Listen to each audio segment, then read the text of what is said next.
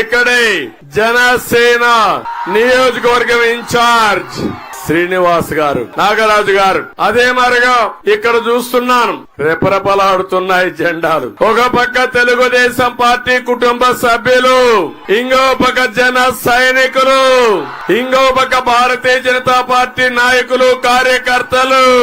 మనవి 3 జెండాలు, అజెండా ఒకటి. ప్రజలు గెలవాలి, రాష్ట్రం నిలబడాలి.